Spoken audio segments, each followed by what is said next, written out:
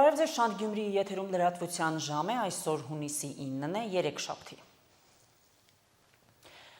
Դատախազը հանրային քրեական հետապնդում է հարուցել Գագիկ Ծառուկյանի նկատմամբ։ Հայաստանի գլխավոր դատախազությունից հայտնում են, որ քրեական հետապնդում է հարուցվել քրեական օրենսգրքի առանձնապես խոշոր չափերով հարկերից խուսափելու հոդվածով։ Խափանման միջոց է ընտրված բացակայելու արգելքը։ Իդեպ ավելի վաղ լուրեր էին տարածվել, որ ԲՀԿ առաջնորդ Գագիկ Ծառուկյանն այսօր Զվարթնոց օդանավակայանից փորձել է լքել Հայաստանի Հանրապետությունը, սակայն իրավապահ մարմինները թույլ չեն տվել։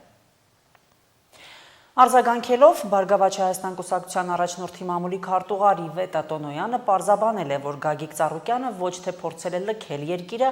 այլ խիստ անձնական ու ընտանեկան նպատակներով վաղօրոք պլանավորած 2-3 օրյա ուղևորություն է ունեցել։ Երբ օդանավակայանի անձնագրային անցակետում Գագիկ Ծառուկյանին ասել են, որ ինչ-որ բան պետք է ճշտեն, Ծառուկյանը պատասխանել է, որ որևէ բան ճշտել պետք չէ եւ եթե դա պետք է այլ մեկնաբանության տեղիք տա, ապա ինքը հրաժարվում է ուղևորությունից եւ վերադառնում է տուն, նշել է Տոնոյանը։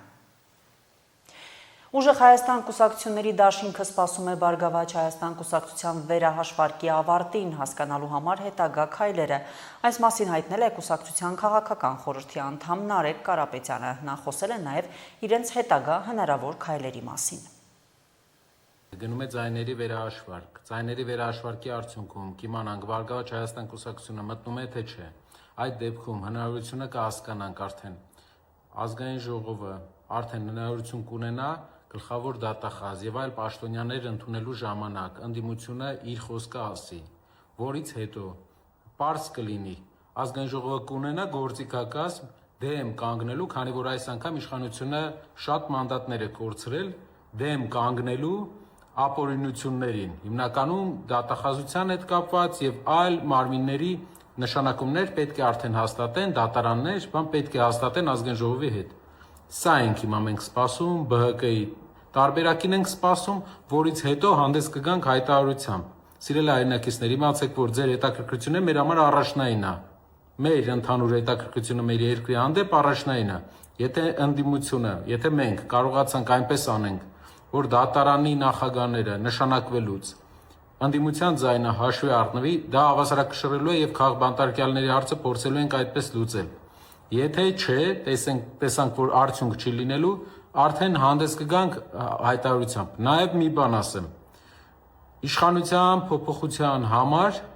երկու տարբերակ կա։ Մեկը ընտրությունն է, մեկը փողոցային պայքարը։ Փողոցային համանդրական ճանապարհով պայքարը։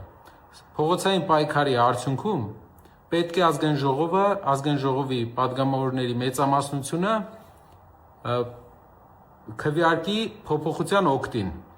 Այդտեղ մի հարց է։ Այսօր պատմականորեն ընդամենը 8 падգամավոր քաղաքացիական պայմանագիր կուսակցությունից, եթե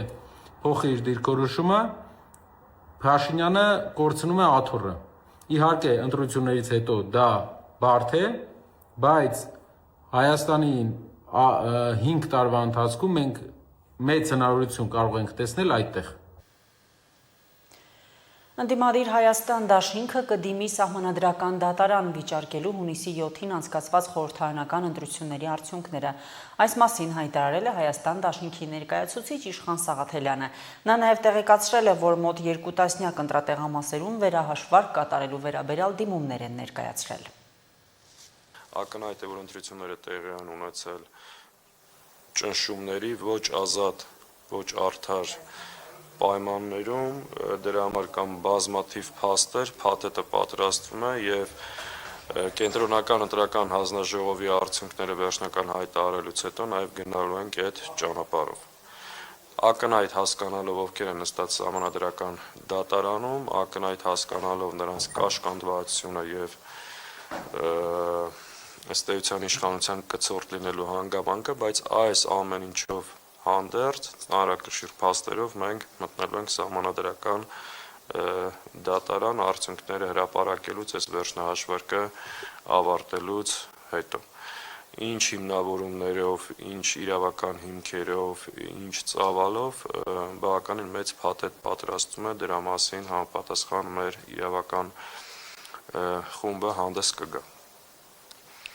այս հիմնական երկու աշխատանքների մասին, որ ցանկացան ձեզ տեղեկացնենք։ Իսկ ինչ վերաբերում է այն քննարկմանը, որ մանդատները արդյոք վերցնելու ենք, չենք վերցնելու, ինչպիսի քաղաքական ընթացք է լինելու, այս հարցերի պատասխաններ ունենալուց հետո համապատասխան խորհրդակցություններ անցկացնելով նաև ընդդիմադիր քաղաքական գործընկեր ուժերի հետ, որովհետև կարծում ենք այդ որոշումը պետք է լինի միասնական։ Այս հարցի պատասխանը ունենալուց հետո նաև մենք մեր դիրքորոշումը վերջնական կհայտնենք։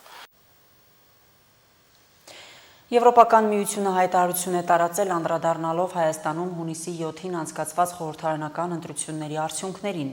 Կառույցը բոլոր քաղաքական դերակատարներին կոչ է արել հարգել քվեարկության արդյունքները, ժողովրդավարական ընթացակարգերը եւ ցանկացած ընտրական բողոք հասցեագրելու համար օգտվել իրավական մեխանիզմներից։ Armenpress-ի հաղորդմամբ տարածված հայտարարության մեջ Եվրոպական միությունը մասնավորապես շնորհավորել է Հայաստանի Հանրապետության քաղաքացիներին խորհրդարանական ընտրություններում քվեարկելու իրենց ինքնիշխան ժողովրդավարական իրավունքը իրացնելու կապակցությամբ եւ բարձր է գնահատել քաղաքացիական մասնակցության բարձր մակարդակը։ Քվեարկությունը ցույց է տալիս Հայաստանի հաստատակամ հանձնառությունը ժողովրդավարությանը, խաղաղությանը եւ տարածաշրջանում ընդլայնված համագործակցությանը, ինչպես նաեւ Եվրոպայի հետ առավել սերտ կապերին, ասված է հայտարարության մեջ։ Եվրամիությունը հղում կատարելով ԵԱԿ-ԺՄԻԳ ընտրությունների դիտորդական առաքելության նախնական եզրակացություններին նշել է, որ թեև նախընտրական քարոզարշավը խիստ բևեռացված էր, ընտրությունները կառավարվել են ներառական եղանակով, առաջարկվել են հստակ քաղաքական այլընտրանքներ եւ լավ կազմակերպված են եղել իրավական շրջանակներում։ Նախընտրական քարոզարշավը եւ քվեարկությունը տեղի են ունեցել Ռուսաստանի կողմից աննախադեպ միջամտության, ճնշումների եւ շարունակական հիբրիդային հարձակումների համատեքստում, այդ թվում տնտեսական հարկադրանքի միջոցներով, որոնք նպատակ են ունեցել խարխլել ժողովրդավարական գործընթացը եւ հրահրել բևեռացում։ Այդուհանդերձ ընտրություններն արտացոլում են Հայաստանի ժողովրդավարական դիմակայությունը եւ առաջընթացը բարեփոխումների ճանապարհին։ Դրանք նաեւ ընդգծեցին հայ ժողովրդի հավատարմությունը եվրոպական արժեքներին, խաղաղ քաղաքական մասնակցությանը եւ կայուն, անվտանգ ու բարեկեցիկ ապագայի ձգտմանը, նշել են Եվրամիությունում։ Հաղորդվում է, որ Եվրամիությունը ի գիտություն է ընդունում կենտրոնական ընտրական հանձնաժողովի կողմից հայտարարված նախնական արդյունքները, որոնք մատնանշում են վարչապետ Նիկոլ Փաշինյանի քաղաքացիական պայմանագիր կուսակցության հստակ առաջատարությունը։ Մենք կոչ ենք անում բոլոր քաղաքական դերակատարներին հարգել քվեարկության արդյունքները, ժողովրդավարական ընթացակարգերը եւ օգտվել իրավական մեխանիզմներից ցանկացած ընտրական բողոք հասցեագրելու համար։ Եվրամիությունը ամուր կանգնած է Հայաստանի եւ նրա ժողովրդի կողքին եւ հավատարիմ է մնում Հայաստանին իր ժողովրդավարական ուղու հարցում աջակցելու եւ մեր գործընկերությունը ել ավելի խորացնելու իր հանձնառությանը։ Մենք ակնկալում ենք շարունակել մեր սերտ համագործակցությունը Հայաստանի ապագա կառավարության եւ խորհրդարանի հետ,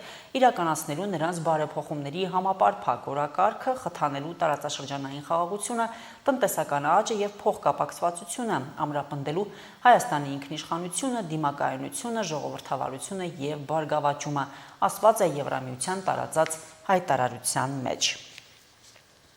555 ընտրական տեղամասերի քվեարկության արդյունքները վերահաշվարկվելու են, այս մասին հայտնում են կենտրոնական ընտրական հանձնաժողովից։ 17 ընտրատարածքային ընտրական հանձնաժողովները ստացել են ընդհանուր թվով 30 դիմում Բարգավաճ Հայաստան կուսակցության, Միասնության թևեր կուսակցության եւ Հայաստան կուսակցությունների դաշինքի վստահված անձանց եւ թեկնածուների կողմից։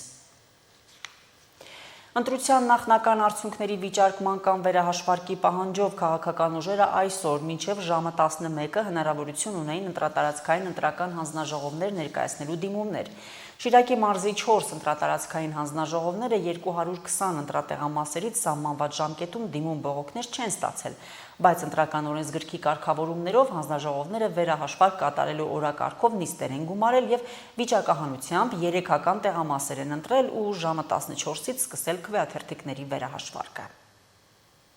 Վերահաշվարկ կատարելու վիճակահանությամբ տեղամասերի քվեաթերթիկները բացելու օրակարգի քննարկումով գումարած նիստերից հետո բոլոր ընտրատարածքային հանձնաժողովները գործընթացը սկսեցին ժամը 14-ից։ Սահմանված կարգով հանձնաժողովներն իրավունք ունեն վիճակահանությամբ ընտրել այն 3 ընտրական տեղամասերը, որտեղ քվեների պարտադիր վերահաշվարկ են իրականացնելու։ Գյումրիի թիվ 31 ընտրատարածքային ընտրական հանձնաժողովը 3-ից բացի սեփական նախաձեռնությամբ որոշեց վերանայել եւս 1 ընտրատեղամասի նախնական արդյունքները։ հիմք ընդունելով արձանագրություններում նկատված մի քանի տվյալների անհամապատասխանությունը։ Անճշտությունների թիվը մի քիչ մեծ էր, անճշտությունների թիվը, դա որոշակի կասկած հարուցեց, ասեմ նաև, որ կարող է ամեն ինչ նորմալ է, որ բացենք երևա, ուղղակի լինում են անճշտություններ, որ 1-2, այստեղ մի քիչ շատ էր, դրա համար մենք որոշեցինք սեփական նախաձեռնությամբ այդ տեղամասը բացել եւ մեր կասկածները փարատել։ Կասկած հարուցողը թիվ 32 դպրոցում տեղակայված 31-ի 57 ընտրատեղամասն էր, որտեղ ըստ Տիգրան Ղազարյանի անճշտություններ էին տեսել կազմված արձանագրություններում։ Օրինակ եղել է մասնակիցների թվի եւ տրամադրած դրոշմանիչների անհամապատասխանություն։ Շտաբողականության բանով լրացնում են այսպես արագ, որ շուտ կան այստեղ մինչև առավոտ 6-ը դուրսը նստին։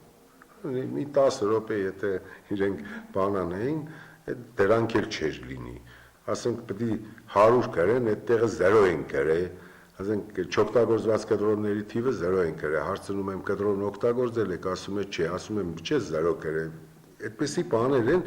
Շտապելու թե ընտրական գործընթացին բավարար չտիրապետելու պատճառով էր, հանձնաժողովի նախագահը երկուսն էլ չի բացառում։ Նախընտրական շրջանում վերապատրաստման դասընթացները այդպիսի սխալներից տեխնիկական վրիպումներից խուսափելու համար էին, բայց այս անգամ եւս փաստում են տեղամասային հանձնաժողովների անդամների թերի պատրաստվածությունը։ Դասընթացներից հետո եթե մարտիկ նույնիսկ ինչ որ բաներ են չեն անում, ես պատկերացնում եմ, եթե դասընթացները չլիներ, ինչ վիճակ կլներ։ Ուղղակի իմ խնդրանքն է հաջորդ ընտրություններին այն կուսակցությունները, որոնք որ պետք է նշանակեն անդամներ, մի քիչ ավելի պատասխանատու վերաբերվեն այդ գործընթացին, ոչ թե իմ մոտիկն են նշանակեմ, այլ անձնական որակներից ելնելով նշանակեն, որովհետև նույնիսկ մի քանի հանձնաժողովի անդամներ կան, նախագահներ կան, որոնք որ հաջորդ անգամ որ եղան, ես պետք է միջնորդեմ, որ իրանց հանեն ուրիշ մարդ տնեն։ Թիվ 31 ընտրատարածքային ընտրական հանձնաժողովի կասկածները զրոյացան 57-րդ տեղամասի պարկերը բացելուց եւ վերահաշվարկից հետո։ Թվային անհամապատասխանություն չգտան։ Վերահաշվարկին թիվ 57 տեղամասային հանձնաժողովից ոչ մեկը ներկա չէր։ Դրամադրվել են 1300 ինքնասոսնձվող, իրանք օգտագործել են 604-ը, որով որ ստեղ ֆիքսել են, պետք է մնար 696, որը եւ արկա է։ Այդ առումով նորմալ է։ Հիմի թվերը կարող է մեկինը սխալմամբ ուրիշ թիվ են կերել ստեղ, էլի, հանրագումարը ավելի, քան մասնակիցների թիվը, հիմի չի կարող այդպես բաներնել։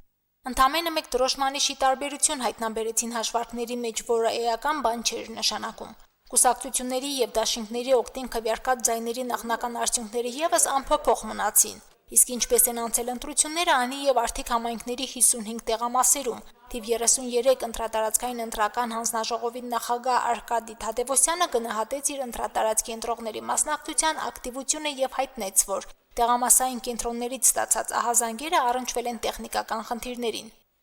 Վստահված բեջեր չեն կախել գնացել հարցը կարգավորենք, ստացել ենք որ նեսը մարդկա չեն ճանճով է, բեջ չկա, բան չկա, գնացել ճշտել ենք, նմանատիպ բաներ, տեխնիկական խնդիրներ եղել, վստահված անձիկ աշխատանքին միջամտել ենք, գնացել օրենքը բացատրել ենք, որ դուք իրավունք չունեք միջամտելու։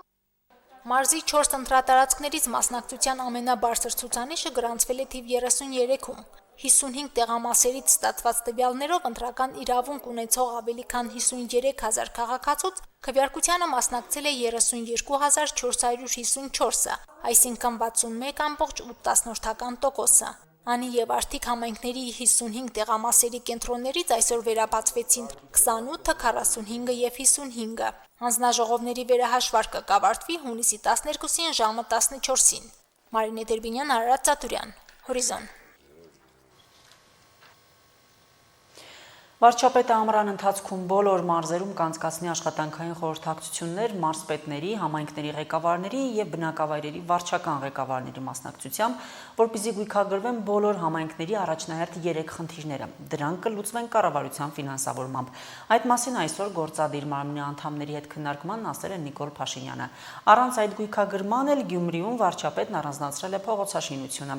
Գյումրիի քարուքանդ փողոցները շոկային ազդեցություն են ունեցել Նիկոլ Փաշինյանի վրա նախընտրական շրջանում։ Աշխատանքային քննարկմանը նա կարևորել է Գյումրիում արագ փողոցաշինություն սկսելու եւ թիմ արտահերթ ընտրություններ անցկացնելու հարցերը։ Ես անկեղծ ասեմ, այն ինչ տեսա Գյումրիի թաղամասերում, ճիշտն ասած ինձ համար անսպասելի էր եւ նաեւ ինչ որտեղ տենց շոկային ազդեցություն ես չի կարող պատկերացնել, որ այն երկիրը, որտեղ ես վարչապետ եմ, մասնավորապես 58 թաղամասում կարող են լինել այդպիսի վիճակում գտնվող բակեր, փողոցներ, որը խայտառակ տեսարաններ է։ Մենք պետք է գտնենք ձևերը, որ եթե անհրաժեշտ է, իհարկե ես ասել եմ, որ կարծում եմ, որ Գյումրիին պետք է մենք